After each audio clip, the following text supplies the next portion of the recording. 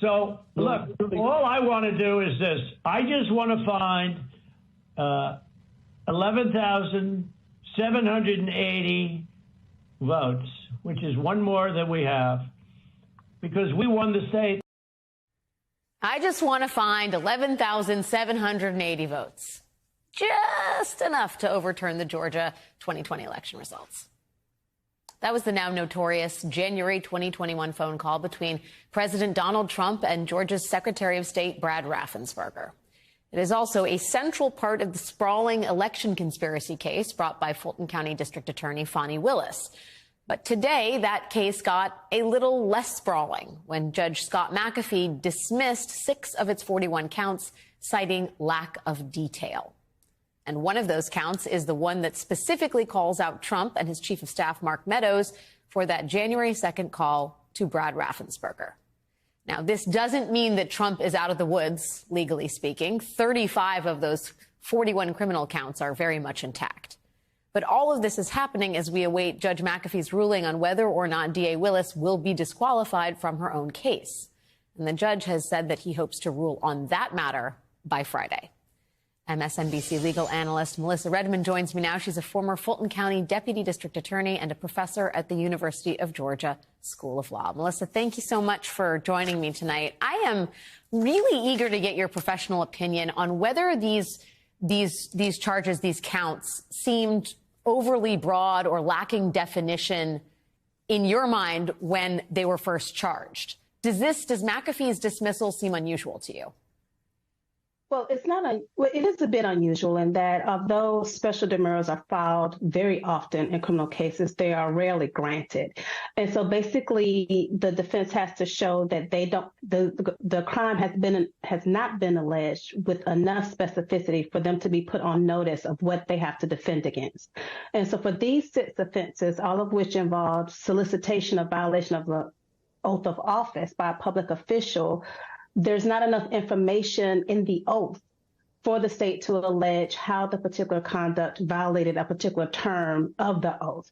So different public officials in Georgia have different oaths. So some are more specific than others. And it's just so happened that the oath taken by the House of the representatives and the senators in Georgia, as well as the governor and the secretary of state, is very broad. And it just alleges that you will support the Constitution of the state and the state of Georgia, which means that of all of the terms and all of the clauses and articles in each of those constitutions, the state would have to show or put in the indictment which one of those, asking for the electors, like an alternate slate of electors to be appointed, or for these votes to be found, which one of those clauses that conduct violated, such that these people were being asked to violate their terms of their oath of office. So it's a little specific. Yeah.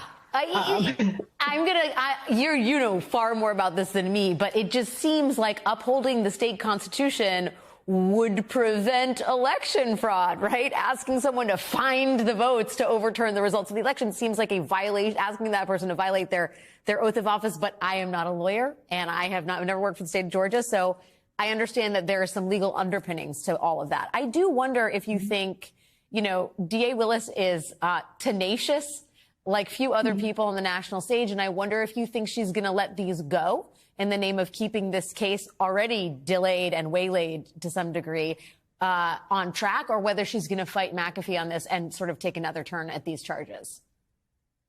I think it will depend on the evidence they have. And of course, we don't have a full copy of the discovery that's been provided to the defense, because that's some of the arguments that you can kind of tell from the discovery that's been provided and the evidence that the state intends to use how that oath was violated. So the defense is on notice, but they would have to actually allege that in the indictment, and whether she would be able to do that would govern her decision of whether to appeal Judge McAfee, who has indicated in his order that if she asked for a certificate of immediate review, he would be inclined to grant it. However, the thing about RICO that prosecutors love and defense attorneys hate is that you really don't need those counts for this indictment to say, and for her to proceed on the exact same case without proving those substantive offenses. So I actually don't think she will appeal. I think she may just be willing to let those counts go and just move forward with the RICO and using that conduct as overt acts. And she still will be allowed to do that. Yeah, the sort of substance and the power of that broader case remains very much intact. Trump is not out of legal hot water by any stretch of the imagination. But then there's the sort of looming question that we're supposed to get resolution to on Friday, which is, does DA Fani Willis stay on this case? Do you read anything? I know judges aren't supposed to be political. Everybody tells me that all the time. But it seems clear that politics is very much on the horizon here. And I wonder if you read anything into Judge McAfee's decision to sort of give a few points to Trump, if you will, on the dismissal of these counts, with the expectation that he may be handing a win to Fani Willis on Friday by allowing her to stay on the case. Do you see that? Is that me just wearing a tinfoil hat on all of this? Or could there be some legitimacy to that? No, I don't think you can read anything at all into this, because if you think about how the case is playing out, all of the motions that have been filed, and they're kind of slowly working their way through hearing those motions. And this actually wasn't the only motion to dismiss. So there are other motions to dismiss various counts still pending that Judge McAfee still has to rule on. So it looks to me like he's just kind of methodically going through the case and the hearings that he's held, the supplemental briefs submitted by each party after the hearing, and issuing orders kind of as he gets to them. This particular motion was held, I want to say, a couple of weeks before the motion to disqualify. So it makes sense that he's kind of going through and issuing the orders as he gets to those motions. But I don't think we can tell one way or the other what that indicates as far as how he intends to rule on the motion to disqualify, other than I do believe that if he's willing to grant a certificate of immediate review for the special demurrers, that may indicate his willingness to have these issues resolved before the case goes to trial. So whichever way he rules on the motion to dismiss, perhaps he would also be willing to give either side a certificate of immediate review, which will further delay the case. So I think the only thing we can read is that it is very unlikely that this case is going to be tried this year. Melissa Redmond, keeping me in line and giving us the hard truth about what is happening down in Fulton County. Thank you so much for your time and wisdom tonight. Really appreciate you.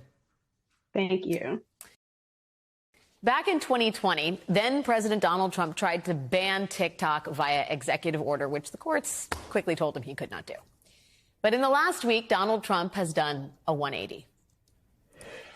There are a lot of people on TikTok that love it. There are a lot of young kids on TikTok who will go crazy without it. There are a lot of users.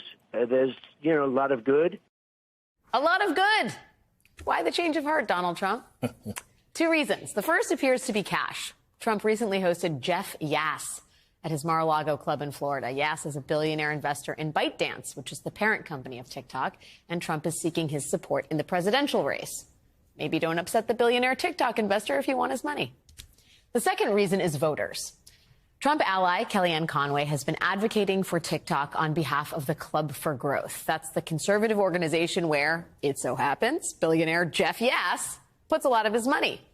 And Ms. Conway lobbied Trump by arguing that his supporters, especially the younger ones, like TikTok. Here are 3 reasons why, if you're a young person like me, you should vote for Trump. We like Trump because he actually stood up to you and also exposed you. You want socialism. We don't. Please 4 more years, please 4 more years. Please 4 more years, please 4 more years. But Donald Trump and his party are not the only ones defending TikTok. Some House Democrats voted against the ban today. And while they may not share Donald Trump's reasons or motivations, they too think banning TikTok is a very bad idea. Joining me now is one of those House Democrats, Congressman Jamal Bowman of New York. Congressman Bowman, thank you for being here. Good to be with you. I'm sorry that you had to witness some of those TikTok videos. I apologize to our viewers at home as well. But first, tell me why you voted against the TikTok ban. Well, once again, Congress is trying to shove a bill down our throats within just a few days. Oh, we're going to ban TikTok. You got to vote for it right now. Let's hurry up and get this done. So first of all, it's moving too quickly. Secondly, trying to get ByteDance to sell within 160 days or 180 days is unreasonable, completely unreasonable. Third, free speech. There are people who use TikTok to, they have small businesses on TikTok. They use it to build community. So it's a free speech issue. And fourth, when are we going to have a comprehensive conversation about all of social media and all of the problems on social media, including our data being sold on the open market to China and other nations without our consent, without our knowledge? So we need to talk about privacy. We need to talk about mental health. We need to talk about all of social media. Why do we continue to scapegoat TikTok, especially when I haven't seen any evidence or not enough evidence to tell me that it's a national security issue? And so that's why I voted no on the bill. I do want to talk about the sort of the social media aspect, the user realities, the political implications of taking away the platform that hundreds of millions of people, 170 million Americans, the youngs are all over it. And it is the primary channel. Half the country. Yeah. I mean, it's the primary channel for communication with America's youth. As a Democrat and someone who seeks re-election, as someone who's heading into a big election year, what do you think the implications of just basically taking down TikTok would be? It doesn't make sense to me. Young voters already feel disenfranchised because we do a horrible job of reaching out to young voters, connecting with them, engaging them, and listening to them. TikTok is actually a platform where young voters have found community with each other, and they're learning a lot more about politics. They're learning more about their elected officials, votes their elected officials have taken, what we all stand for, and they're sharing information, whether it's related to foreign policy, domestic policy, childcare, education, whatever the issues are. So they are literally building their own community and building their own political power. Why are we then going to disenfranchise them even further, especially when young voters have a tendency to vote Democrat if we go about engaging them and doing it the right way? So having this discussion and trying to ban it or almost ban it makes no sense at this time. Yeah, I mean, we look at the numbers of, the latest polling, the head-to-head matchups between Donald Trump and Joe Biden. Young voters under 35, Biden leads 52-48. That's a 4-point lead. The margin of error is 3 points. We are talking about young people here. This is a group that has recently been overwhelmingly in support of the Democratic Party and its platforms. That's I think probably for Democrats, an uncomfortably narrow margin. And then you talk about the Democratic support in communities of color among Black voters, Hispanic voters, Latino voters, many of whom are not going to traditional media for their news and information. That's a staggering curve downwards. And I wonder, how essential platforms, including social media, are going to be in this election to bringing those folks back in the fold and telling the story of Democrats in the White House. And I think that's why you saw such a diverse representation of who voted no on this bill. It wasn't just a squad. It was moderate and more conservative Democrats. I mean, we had the ranking member of the House Intelligence Committee vote no on this particular bill. So you have these diverse responses to this because we understand the implications politically, socially, and in terms of our entire country. And so we need young voters. We need young voters of color. We need to engage them as much as possible. We need to not disenfranchise them, and we need to respect their voices and how they're engaging. They're all over social media.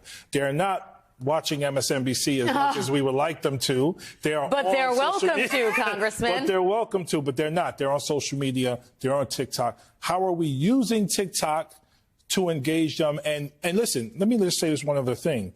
Our biggest issue when it comes to national security is ourselves. We hurt ourselves more because we ignore the needs of the American people. You push through a TikTok ban, but you're not doing nothing on foreign policy aid. Well, not enough. You're not doing nothing on affordable housing. You're not doing enough on childcare. You're not doing nothing on the issues that Americans care about quickly. We could never turn the corner on those issues. Let me ask you, you said that you've not been given any hard evidence or sufficient evidence that this is a real national security threat, any more than any other social media is a national security threat. Do you at all worry, though, about the memification of American politics, that's what we're sort of acquiescing to, that it's like anybody can put up their content and hopefully the truthful stuff rises to the top and goes most viral? But, it's a bettor's game. Yes, I am. TikTok is way better at that than Twitter, than Facebook, and then some of the other platforms. So I am worried about the bite size, memification, headline nature of how social media operates. But what I've seen on TikTok is the depth of content and the depth of scholarship exists there that I haven't seen on the other platforms. Twitter right now is a cesspool. I mean, you go on there, you send out a tweet, next thing you know, you have the far right white nationalists attacking you for all kinds of nonsense and lies and disinformation, misinformation live on that platform and Facebook. Facebook also, and I've been told this, China uses Facebook to get more of our data than anywhere else by far. But we're not talking about banning Facebook. And Facebook was implicated in what Russia did in 2016. So what are we talking about? Well, there needs to be a broader and more transparent conversation. And in the meantime, enjoy learning the steps to the Beyonce video, Texas Hold'em, because it's all over TikTok. And that's how I spent part of my time preparing for the show. Congressman Jamal Bowman, thank you so much for your time and thoughts. Really great to have you here. Of course. If you haven't already heard, the U.S. government is trying to permanently shut down TikTok. TikTok has gotten so desperate that they're sending out SOS messages on the app, begging people to call their U.S. Congress representatives. Hi, I'm calling to ask about the TikTok ban. Hi, I'm calling about the TikTok ban. Vote no on the TikTok ban, H.R. 7521. H.R. 7521. Call your representative. Tell them to vote no, and if they don't, you're going to vote them out in the primaries. Last week, the social media app TikTok urged its 170 million American users to call their representatives in Congress. By noon the same day, the phone lines for members of the House, members of Congress, were overwhelmed with calls, mostly from teenagers. Some congressional aides said their offices received hundreds of calls in a matter of hours. But despite, or maybe because of how much TikTok clearly matters to young Americans, today the House overwhelmingly passed the bill that all of these TikTok users urged their representatives not to pass, H.R. 7521. I should say that despite how TikTok framed the bill to its users, this is not an immediate TikTok ban. The way this bill is written, TikTok's Chinese parent company, ByteDance, has 6 months to sell the company to a buyer approved by the U.S. government, or it will be banned from app stores and therefore gone. But before we even get to that 6-month countdown, the bill still has to pass the Senate. And then it has to be signed into law by President Biden. And the politics involved in passing those hurdles are not exactly straightforward. This bill has made a lot of very weird bedfellows. You have Democrats like Maxwell Frost lined up against the bill with the likes of Marjorie Taylor Greene and Matt Gaetz. They all have freedom of speech issues with the bill, although definitely not the same freedom of speech issues. And the proponents of the bill are also a rather unusual group. Speaker Emerita Nancy Pelosi, for example, is working with far-right rabble-rouser Chip Roy. They are united by concerns that the Chinese government may be using TikTok as a vehicle to meddle in American politics. And as with the rest of our politics, the whole thing's made even more complicated and messy by Donald Trump. Back when Trump was president, he tried to ban TikTok via executive order. But now Trump has reversed course completely and come out in favor of TikTok. So it's all fairly indecipherable. But if there's one thing that everyone on all sides of this issue can agree on here, it is that TikTok matters. If you don't use TikTok, it could be easy to write the app off as just the place where young people teach each other Beyonce dances and make jokes that boomers don't get. But the app is actually kind of a modern public square. It is filled with content like this about news and politics. Hey everyone, this is Vissam from Gaza. I'm still alive. These dark red states, abortion's already outlawed there. As a registered Democrat, no, I'm not voting for Joe Biden. Sorry, not sorry. Want to know a great reason to vote for Joe Biden in 2024? The Supreme Court. Today I'll be ranking my top 10 reasons on why Joe Biden truly sucks. How is the best case scenario Joe Biden? Like it or not, TikTok is currently what is energizing young voters. American teens spend an average of an hour and a half on TikTok every day. And poll after poll has shown that TikTok may be the top news source for Gen Z Americans. And it really is worth emphasizing just how significant it is that the app got a sizable chunk of America's Gen Z population to pick up a phone and call a stranger in Congress. I am not trying to malign America's youth here, but statistically speaking, phone calls are not their thing. They do not like phone calls. So yes, today's vote in the House was about the future of TikTok, but in that it was also about the future of our political landscape. And in the immediate future, it is about getting out the vote for the November election.